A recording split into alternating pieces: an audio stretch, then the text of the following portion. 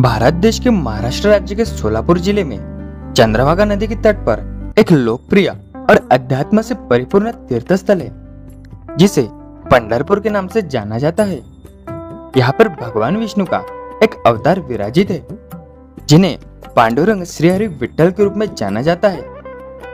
तो आज हम इस वीडियो में यात्रा करने वाले हैं पंढरपुर की। तो इस वीडियो में हम जानेंगे कि पंढरपुर कहाँ स्थित है, यहाँ कैसे जाए, कहाँ पर रुके, भोजन व्यवस्था, यहाँ श्री हरि विठ्ठल के दर्शन कैसे करें, दर्शन का सही तरीका और सही समय क्या है, यहाँ विठ्ठल मंदिर के अलावा कौन कौन से प्रमुख दर्शन स्थली है जहाँ आप जा सकते हैं, बस स्टैंड टैक्सी का किराया कितना है और वीडियो के अंत में इस यात्रा में लगने वाला टोटल बजट यानी संपूर्ण खर्चा बताएंगे।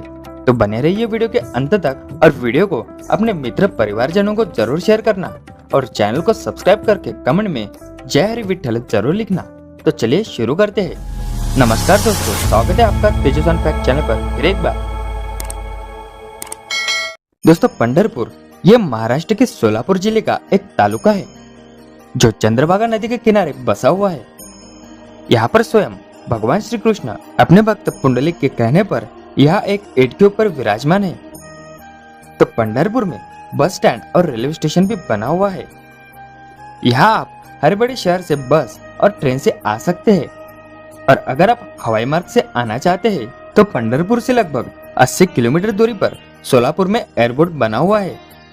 और अगर आपको यहाँ तक डायरेक्ट फ्लाइट नहीं मिलती है तो पंढरपुर से 210 किलोमीटर की दूरी पर पुणे में भी एयरपोर्ट है। यहाँ तक आपको डायरेक्ट फ्लाइट मिल जाती है और यहाँ से आप बस, ट्रेन या टैक्सी के माध्यम से पंढरपुर तक आ सकते हैं। बस स्टैंड और रेलवे स्टेशन से पंढरपुर का विठ्ठल मंदिर लगभग 2 किलोमीटर की दूरी पर स्थित है जिसे आप पैदल या ऑटो के माध्यम से पार कर सकते हैं। इसके अलावा आप अपने निजी वाहन से भी यहाँ डायरेक्ट आ सकते हैं। यहाँ पार्किंग की सुविधाएं भी उपलब्ध रहती है। तो पंढरपुर में आने के बाद अगर आप यहाँ रुकना चाहते हैं तो यहाँ पर मंदिर ट्रस्ट द्वारा बहुत से भक्त निवास बने हुए हैं और यहाँ पर श्री गजानन महाराज संस्थान भी बना हुआ है। इसके अलावा पंढरपुर में अनेक होटल्स और धर्मशाला भी मिल जाती है जहाँ आप बहुत ही कम बजट में रुक सकते हैं। अब यहाँ खाने पीने की बात करें तो पंढरपुर में बहुत से लॉज एंड होटल्स बने हुए हैं। इसके अलावा बहुत बार यहाँ भंडारे का आयोजन भी किया जाता है जहाँ आप पेट भरकर भोजन कर सकते हैं। तो अब दर्शन की बात करें तो आपको श्री हरि विठ्ठल रुक्मिणी जी के दर्शन करने से पहले यहाँ चंद्रभागा नदी में स्नान करना पड़ता है। वैसे तो इस नदी का नाम भीमा नदी है जो भीमाशंकर ज्योतिर्लिंग से निकलती है, लेकिन पंढरपुर में भीमा नदी अर्धचंद्र का भाग यहाँ कहे तो आकार ले लेती है, इसलिए यहाँ पर इसे चंद्रभागा नदी के नाम से जाना जाता है। तो नदी में स्नान करने के बाद सबसे पहले चंद्रभागा नदी के किनारे पर ही भक्त पुंडलिक जी का मंदिर है। सबसे पहले यहाँ के दर्शन आपको करना पड़ता है क्योंकि इन्हीं की वजह से ही भगवान श्री कृष्ण यहाँ विराजमान हुए थे। कहते हैं भक्त पुंडलिक भगवान श्री कृष्ण के बहुत बड़े भक्त थे और उनकी भक्ति बिना कोई स्वार्थ की थी और भगवान श्री कृष्ण को पुंडलिक बहुत ही प्रिय थे। इसी के कारणवश एक बार भगवान श्री कृष्ण माता रुक्मिणी जी को साथ लेकर भक्त पुंडलिक को दर्शन देने के लिए उनके पास गए। उन्होंने भक्त पुंडलिक को अपने दिव्य स्वरूप के दर्शन दिए, लेकिन उस समय भक्त पुंडलिक अपने माता पिता की सेवा में लगे हुए थे। इस कारण उन्होंने भगवान श्री कृष्ण की तरफ एक ईंट फेंकी और उनको इस ईंट के ऊपर खड़े होकर प्रतीक्षा करने को कहा।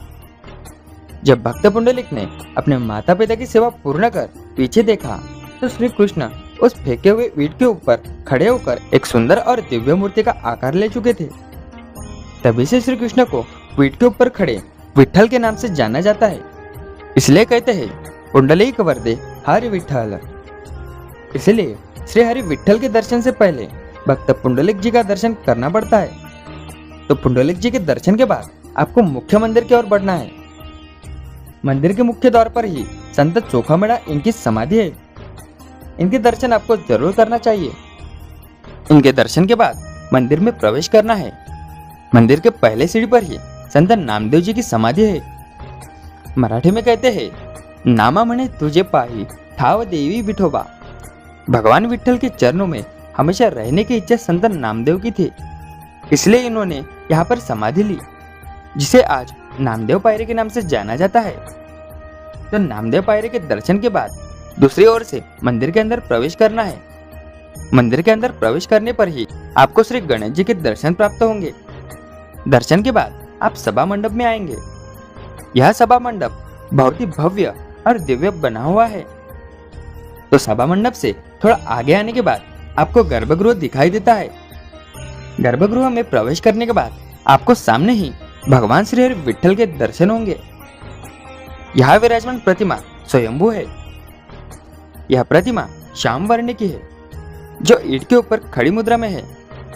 उनके दोनों हाथ कमर पर, माथे पर चंदन का टीका, मस्तक पर शिवलिंग के आकार का मुकुट, कान में मकर कुंडल, गले में कौस्तुभ मणि, छाती पर भृगु ऋषि द्वारा मारे गए चरण के निशान और बहुत ही दिव्य स्वरूप की यह प्रतिमा है। इन्हें पांडुरंग, विट्ठल, पंढरीनाथ, कानड़ा, हरि, विठोबा, विठाई, विठुमावली, पंढरी राया और असंख्य नामों से इन्हें जाना जाता है। कहते हैं यह प्रतिमा 28 युगों से यही विराजमान है, इसलिए कहते हैं युग 28 विटेवर युभा। भगवान श्री हरि विट्ठल के दर्शन करने के बाद आपको गर्भगृह से बाहर आना है। इसके बाद मंदिर के पीछे ही श्री रुक्मिणी माता का मंदिर है। यहाँ आपको दर्शन करना है। यहाँ विराजमान माता की प्रतिमा भी श्री हरि विट्ठल की तरह ही विराजित है, जो बहुत ही भव्य और दिव्य है। श्री रुक्मिणी माता के दर्शन के बाद आपको गर्भगृह से बाहर आना है। मंदिर परिसर में श्री हरि विट्ठल के साथ परिवार देवताओं के मंदिर है, जिसमें महालक्ष्मी मंदिर, श्री राम लक्ष्मण मंदिर, श्री शनेश्वर मंदिर, अष्टकाल भैरव मंदिर, श्री गणेश मंदिर, काशी विश्वेश्वर मंदिर, श्री लक्ष्मी नारायण मंदिर, श्री काल भैरवनाथ मंदिर, काशी रामेश्वर मंदिर, श्री एकमुखी दत्त मंदिर, श्री भक्त प्रहलाद मंदिर, श्री नरसिंह मंदिर और गरुड़ हनुमान मंदिर है। सभी देवताओं के दर्शन के बाद आपको उत्तर या पश्चिम द्वार से बाहर आना है। अब दर्शन के समय की बात करें तो पंढरपुर में श्री हरि विट्ठल रुक्मिणी जी के दर्शन सामान्य दिनों में 2 से 3 घंटों में हो जाते हैं और साप्ताहिक अवकाश और एकादशी के समय 4 से 5 घंटे तथा आषाढ़ के महीने में या आषाढ़ी एकादशी के दिन 24 से 36 घंटों का समय लग सकता है, क्योंकि इस दिन पुणे के देहू से संत तुकाराम महाराज जी की पालकी और आळंदी से संत ज्ञानेश्वर महाराज जी की पालकी आती है और रामकृष्ण हरि के जयघोष से मंदिर परिक्रमा लगाकर सभी वारकरी भक्त श्री हरि विट्ठल रुक्मिणी जी के दर्शन कर धन्य हो जाते हैं। पंढरपुर में दर्शन के वीआईपी पासेस भी उपलब्ध रहती है, जिसकी बुकिंग आपको इनके ऑफिशियल वेबसाइट पर जाकर करनी पड़ती है, जिसकी डायरेक्ट लिंक वीडियो के डिस्क्रिप्शन में दी गई है।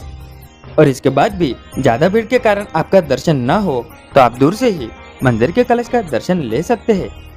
इसमें आपको मंदिर के अंदर विराजमान श्री हरि विट्ठल जी के दर्शन जितना ही पुण्य प्राप्त होता है।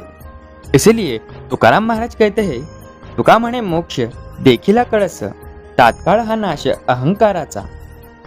अब बात करते हैं पंढरपुर में विट्ठल रुक्मिणी मंदिर के अलावा आसपास के प्रमुख दर्शन स्थल की।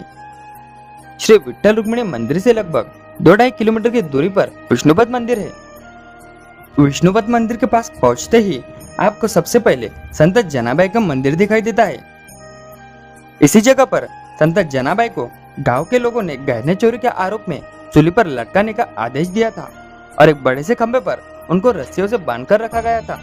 तब अपने भक्त की पुकार सुन स्वयं भगवान श्री हरि विट्ठल संत जनाबाई की सहायता के लिए इस जगह पर प्रकट हुए थे और देखते ही देखते जिन रस्सियों से संत जनाबाई को बांधकर रखा था वो रस्सियां पानी की तरफ पिघल गई, जहाँ पर आज भी श्री हरि विट्ठल के चरणों के निशान हैं। संत जनाबाई मंदिर से थोड़ा नीचे उतरने के बाद चंद्रभागा नदी के किनारे ही 16 पत्थर के गरुड़ खंभों से सुसज्जित विष्णुपद मंदिर है। यहाँ की 2 प्रचलित कहानियां हैं। पहली कहानी अनुसार भगवान श्री कृष्ण रूठी हुई माता रुक्मिणी जी को ढूंढते हुए अपने मित्रों और गाय बछड़ों के साथ यहाँ पर एक पत्थर पर आकर रुके थे, जिनके पैरों के निशान आज भी उस पत्थर पर विराजमान है। विष्णुपद मंदिर से 600 मीटर की दूरी पर श्री गोपाल कृष्ण मंदिर है। कहते हैं इसी जगह पर संत जनाबाई रहा करती थी। यहाँ पर संत जनाबाई का चूल्हा है, जिस पर वह खाना बनाया करती थी और बहुत से सामान जो संत जनाबाई के थे वो आपको यहाँ पर देखने को मिलते हैं। गोपालपुर गांव की शुरुआत में ही आपको संत जनाबाई का ताक का डेरा देखने को मिलता है। यहाँ के दर्शन आपको सबसे पहले करना पड़ता है। इसके बाद आपको श्री संत कैकाड़ी महाराज के मठ में आना है, जो विठ्ठल रुक्मिणी मंदिर से लगभग 1.5 किलोमीटर की दूरी पर स्थित है। कहते हैं कैकाड़ी महाराज ने हिमालय में कठोर तपस्या कर यहाँ आकर निवास किया था और यहाँ पर इस भव्य मंदिर का निर्माण किया था। इस मंदिर में आपको रामायण, महाभारत या कहे तो प्राचीन भारत से लेकर आधुनिक भारत के दर्शन होते हैं। यह संपूर्ण मंदिर घूमने में आपको लगभग 1 घंटे का समय लग सकता है। यहाँ पर ही कैकाड़ी महाराज की समाधि भी है। इसके बाद आपको चंद्रभागा नदी के दूसरे तट पर स्थित इस्कॉन टेम्पल में आना है, जो विठ्ठल रुक्मिणी मंदिर से लगभग 2.5 किलोमीटर की दूरी पर स्थित है। यहाँ तक आप बोट से भी आ सकते हैं। इस मंदिर में श्री राधा और भगवान श्री कृष्ण की बहुत ही भव्य और दिव्य प्रतिमा विराजमान है, जो मन को मोहित कर देती है। इसके बाद आपको श्री गजानन महाराज मठ आना है, जो मुख्य मंदिर के पश्चिमी द्वार से लगभग 400 मीटर की दूरी पर स्थित है। यहाँ शेगांव जैसा ही गजानन महाराज का मंदिर है। इसके बाद आपको शाम के समय में विठ्ठल मंदिर से लगभग 2.5 किलोमीटर की दूरी पर स्थित तुलसी वृंदावन उद्यान में आना है।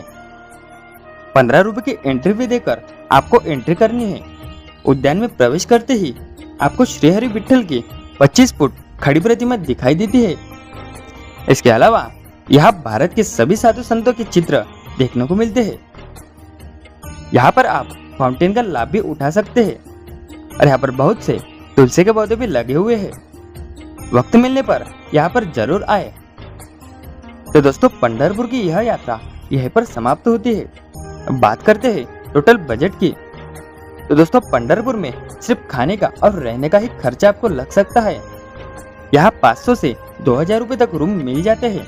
तो अगर आप रुकते हैं तो आपको 2 से 3000 रुपए तक, और अगर आप एक ही दिन में संपूर्ण दर्शन कर बिना रुके वापस अपने गांव शहर जाते हैं तो आपको 1000 रुपए प्रति व्यक्ति का खर्चा आ सकता है। और अपने गांव शहर से पंढरपुर तक वो खर्चा अलग रहता है। वो फिर आप पर डिपेंड करता है कि आप बस, ट्रेन, टैक्सी, फ्लाइट या फिर अपने निजी वाहन से आते हैं। तो यह बजट उसके हिसाब से कम ज्यादा हो सकता है। तो दोस्तों, आशा करता हूँ पंढरपुर यात्रा से जुड़ी सभी जानकारी आपको मिल गई हो। और अगर कोई और जानकारी चाहिए तो कमेंट में या हमारे इंस्टाग्राम पर मैसेज कर पूछ सकते हैं। और ऐसे ही तीर्थ यात्रा से जुड़ी जानकारी जानने के लिए हमारे चैनल को सब्सक्राइब करके कमेंट में हर हर महादेव जरूर लिखना। मिलते हैं अगले वीडियो में।